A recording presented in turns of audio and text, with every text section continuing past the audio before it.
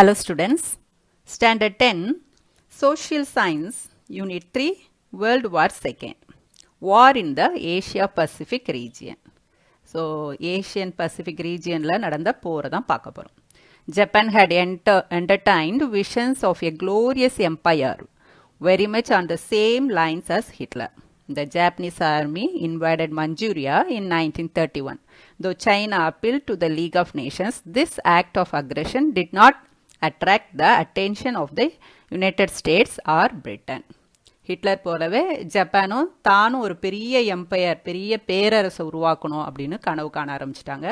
So Japanese army வந்து சைனாவுடைய மஞ்சூரியாவை 1931 வந்து invite பண்ணிடுறாங்க, கைப்பற்றிடுறாங்க.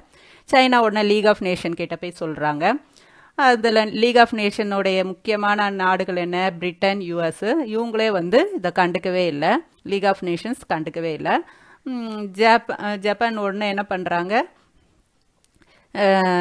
in 1937 Japan invaded China and seized Beijing, which has traditionally been the capital of China. The region around Shanghai was also captured and Nanjing, the capital, was captured at the end of the year. உடனே ஜப்பானுக்கு துளிர் விட்டு போயிடுது, யாருமே கண்டுக்கவே இல்லையே அப்படின்னு சொல்லிட்டு ஜப்பான் வந்து சைனாவுடைய ட்ரெடிஷ்னல் கேபிட்டலான பீஜிங்கை போய் கைப்பற்றுறாங்க. நெக்ஸ்ட் சங்காய் அப்படின்ற இடத்தோட கேபிட்டலான நன்ஜிங், அதையும் போய் கைப்பற்றுறாங்க. சரிங்களா? அந்த வருஷத்தோட எண்ட்லேயே போய் 1937 எண்ட்லேயே இதெல்லாம் போய் வின் பண்ணிடுறாங்க. The Japanese army indulged in the biggest slaughter ever known in history in the Nanjing. So, civilians were killed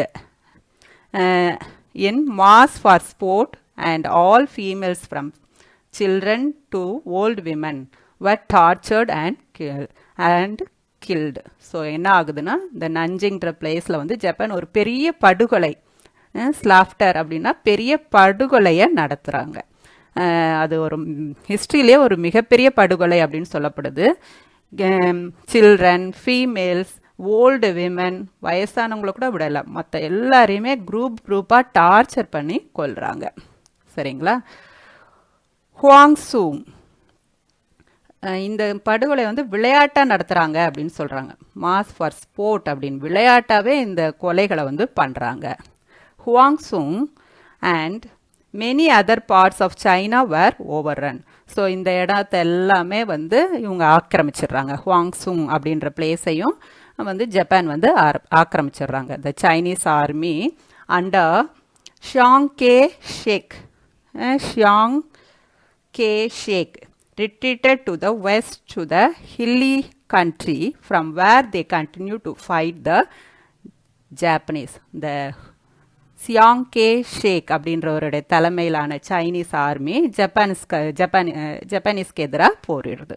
so Chinese ஆர்மியோட தலைவராக இப்போ ஜென்ரலாக யார் இருக்காருன்னா ஷியாங் கே ஷேக். இவர் தான் வந்து இவருடைய தலைமையிலான, எப்படியும் எதிர்த்து போராட தானே வேணும், அவங்க வந்து ஜாப்பனீஸ் ஆர்மிக்கு எதிராக போராடுறாங்க.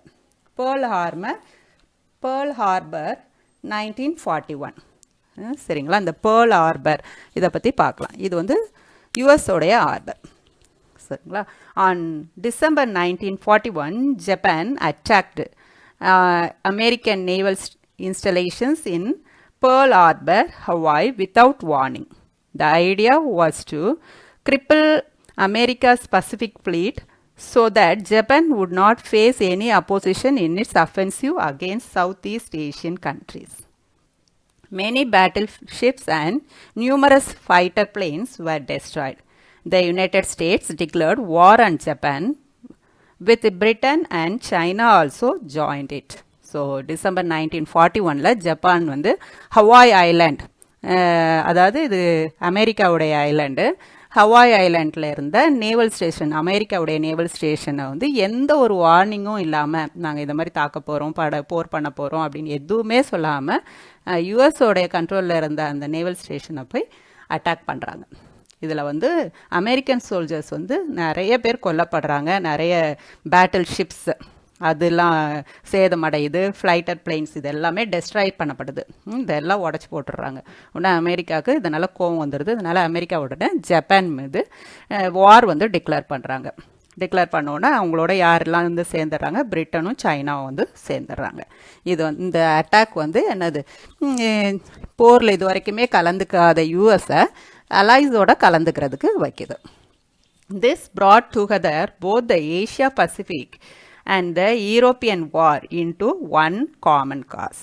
ஸோ யூரோப்பியன் வார் அந்த பக்கம் நடந்துட்டு இருந்தது இல்லையா, யூரோப்பியனில் நடந்த வாரையும் இந்த ஏஷியா பசிபிக்கில் நடக்கிற வாரையும் இது ஒரே தீம்குள்ளே, அந்த செகண்ட் வேர்ல்டு வார் அப்படின்ற ஒரு இதுக்குள்ளே கொண்டு வந்துடுச்சு. Most importantly it brought the United States with its enormous resources into the war as a part of the allies. இவ்வளோ நாள் வந்து யுனைடெட் ஸ்டேட்ஸ் கடன் தான் கொடுத்துட்டு இருந்தாங்க, இப்போ அவங்களே வந்து வாரில் இறங்குறாங்க. ஸோ இதில் மேப் கொடுத்துருக்கு பாருங்கள். ஜப்பான் எங்கே இருக்குது, யூஎஸ் இங்கே இருக்குது. இந்த ஹவாய் ஐலன்றது பசிபிக் ஓஷனில் இருக்கிற ஒரு ஐலண்ட். அது வந்து யாருக்கு சொந்தம், யூஎஸோட சொந்தம். இங்கேருந்து இங்கே இவங்கள போய் அட்டாக் பண்ணுறாங்க ஜப்பான். சரிங்களா.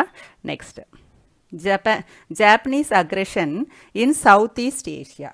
The Japanese had spectacular success in their plan to extend their entire empire throughout Southeast Asia. So aggression, Japanese aggression in Southeast Asia பார்க்குறோம். ஜாப்பனீஸ் வந்து சவுத் ஈஸ்ட் ஏஷியாவில் ஸ்பெக்டாகுலர் சக்ஸஸ் அடைகிறாங்க. ரொம்ப அவங்க எதிர்பார்க்க முடியாத ஒரு பெரிய சக்ஸஸ் அவங்களுக்கு கிடைக்கிது. இதில் வந்து Guam, the Philippines, Hong Kong, Singapore, Malaya, the Dutch East Indies, Indonesia and Burma all fell to the Japanese. இப்போ இதுக்குள்ள Guam, Philippines, Hong Kong, Singapore, Malaya, Indonesia and Burma இது எல்லாமே இவங்க பிடிச்சிடுறாங்க. இவங்க எல்லாமே யாருடைய கண்ட்ரோலில் வந்துட்டாங்க, ஜாப்பனீஸோட கண்ட்ரோலில் வந்துட்டாங்க. இங்கே பாருங்கள், இந்த கண்ட்ரீஸ்லாம் எங்கே இருக்குன்னு பாருங்கள். சிங்கப்பூர், இது பர்மா, உள்ள குவாம், இது எல்லாமே இந்த மேப்புக்குள்ளே இருக்குது பாருங்கள், எங்கெங்கே இருக்குன்னு நீங்கள் ஜூம் பண்ணி பார்த்துக்கோங்க. Okay students. Next, battle of Midway and battle of Guadalcanal 1942. So இது மிட்வேன்றதும் ஒரு ஐலண்ட் தான், குவாடல்கேனல் அப்படின்றதும் ஐலண்ட் தான். The US Navy defeated the Japanese Navy in the Battle of Midway, which turned to the tide in favor of the Allies. The Solomon Islands were a combined offensive involving the army and the navy and lasted for several months. Both were crushing defeats for the Japanese. US Navy Midway island, Solomon Island எல்லாம் win பண்ணி ஜப்பானுக்கு ஒரு படு தோல்வியை கொடுத்துச்சு. After this, the American forces were able to retake the Philippines. Gradually, the Japanese were thrown out of most of their conquered territories. In 1944, the combined British and Indian armies were able to push back the Japanese, who attempted to invade the northeast of India. Then, along with Chinese, they crushed the Japanese out of Burma and liberated Malaya and Singapore. So என்ன பண்ணுறாங்க, next பிலிப்பைன்ஸை மீட்டுறாங்க. யார், American force வந்து யார் 10 Japanese 2 பிலிப்பைன்ஸை மீட்டுறாங்க. அப்புறம் கிராஜுவலாக என்ன ஆகுது, ஜாப்பனீஸிடமிருந்து அது பிடிச்சி வச்சுருந்த டெரிட்டரிஸ் எல்லாத்தையுமே ஒன்று ஒன்றா மீட்டுகிட்டே வராங்க. 1944 பிரிட்டிஷ் வந்து இந்தியாவே வந்து ஜாப்பனீஸ் வந்து இந்தியாவே அட்டாக் பண்ணுறாங்க. அதனுடைய நார்த் ஈஸ்ட் சைடில், இந்தியாவுடைய நார்த் ஈஸ்ட் சைடில் வந்து அட்டாக் பண்ணுறாங்க. ஸோ அப்போ இங்கே வந்து பிரிட்டிஷ் தானே ஆட்சியில் இருந்தாங்க. இப்போ பிரிட்டிஷ் ஆர்மியும் இந்தியன் ஆர்மிஸும் சேர்ந்து இந்த ஜாப்பனீஸை அடித்து விரட்டிடுறாங்க. நெக்ஸ்ட் பர்மாவில் ஜாப்பனீஸ் பிடிச்சி வச்சுருக்காங்க. அங்கே வந்து பிரிட்டிஷும் சைனீஸும் சேர்ந்து அங்கே ஜாப்பனீஸை அங்கேருந்தும் வெளியேறிடுறாங்க. அப்புறம் மலேயான்றது மலேசியாவை குறிக்குது. மலேயாவையும் சிங்கப்பூரையும் கூட ஜாப்பனீஸ் 2 மீட்டுறாங்க. ஸோ ஜாப்பனீஸ் கண்ட்ரோலில் இருந்த அத்தனை கண்ட்ரீஸுமே இப்போ வந்து அலைஸ் கண்ட்ரீஸ் வந்து யூஎஸோட உதவி, இவங்களோட எல்லா ஹெல்ப்னாலையும் கண்ட்ரீஸை மீட்டுறாங்க. Last Hiroshima and Nagasaki against 1945. So Hiroshima Nagasaki உங்களுக்கு நல்லா கேள்விப்பட்டிருப்பீங்க. இது இங்கே யூஎஸ் வந்து பெரிய அணுகுண்டுகளை இங்கே வீசிச்சு. அதனுடைய பின்விளைவுகள் ரொம்ப இன்னுமே இருக்குது அப்படின்னு சொல்லப்படுது. இதை தான் நம்ம பார்க்க போகிறோம். As a top secret project using the latest scientific advances, the US developed an atomic bomb immensely more powerful than conventional explosives. So இவங்க வந்து இங்கிலாந்து ரேடார் எப்படி கண்டுபிடிச்சி சீக்ரெட்டாக வச்சுருந்தாங்க, தூரமாக வர ஏர்கிராஃப்ட் எல்லாம் அட்டாக் பண்ணுறதுக்கு கண்டுபிடிக்கணும், அந்த சிக்னல்ஸ் எல்லாம் தெரிஞ்சுக்கணும் அப்படின்னு சொல்லிட்டு கண்டுபிடிச்சி வச்சு ஜெர்மனியோட ஆர்மிஸை வின் பண்ணாங்க இல்லையா. அதே மாதிரி என்ன பண்ணுறாங்க இவங்களும், யூஎஸ் வந்து ஒரு அட்டாமிக் பாம், அப்படி சாதாரணமாக பாம்ஸோடையும் ரொம்ப பவர்ஃபுல்லாக இருக்கிற அட்டாமிக் பாம்ஸை வந்து சீக்ரெட்டாக, ரொம்ப டாப் சீக்ரெட்டாக கண்டுபிடிச்சி வச்சுருக்காங்க. இதை வந்து என்ன பண்ணுறாங்க, the Japanese general refused to surrender and finally the US dropped an atomic bomb on Hiroshima. ஹிரோஷிமாவில் இந்த ஜாப்பனீஸ் ஜென்ரல் வந்து சரண்டர் ஆகிறதுக்கு மறுக்கிறனால யூஎஸ் வந்து உடனே என்ன பண்ணுறாங்க, அட்டாமிக் பாமை கொண்டு வந்து ஹிரோஷிமாவில் செக் பண்ணுறதுக்கு வேண்டி போட்டாங்களா என்னன்னு தெரியல, அவங்க பாம்ஸை அங்கே கொண்டு வந்து போட்டாங்க. As the Japanese still refused to surrender, another atom bomb was dropped on Nagasaki. So அதுக்கப்புறமும் ஒரு பாம் போட்டப்புறமும் அவங்க சரண்டர் ஆகாததுனால திருப்பியும் வந்து நாகசாகின்ற இடத்துல திருப்பி அடுத்த பாமை போடுறாங்க. Japan ultimately announce surrender on 15th August 1945. So நம்ம இண்டிபெண்டன்ஸ் வாங்குறதுக்கு 2 வருஷத்துக்கு முன்னாடி நாகசாகிலையும் அடுத்த பாமையும் போட்டாங்க. And formally signed 2 September 1945, bringing an end to the World War II. So Japan வந்து 2 September 1945 நாங்கள் வந்து வாரை விட்டுடுறோம், சரண்டர் ஆயிரும் அப்படின்னு சொல்லிட்டு சைன் பண்ணிடுறாங்க. அதோட இவங்க சரண்டர் ஆனதோடையும் World War II முடிஞ்சு போயிடுது. ஸோ இது மனித குலத்துக்கே மோசமான கண்டுபிடிப்பான இந்த ஆட்டோபாம் வந்து ஹிரோஷிமா நாகசாகியில் போடப்பட்டு அது மனித இனத்துக்கே ஒரு பெரும் ஒரு என்ன சொல்கிறது எதிர்ப்பு, மனிதனை அழிக்கக்கூடிய ஒரு யுத்தமாக இந்த செகண்ட் வேர்ல்டு வார் இருந்ததை நம்ம பார்த்தோம். Okay students, that's all today's class.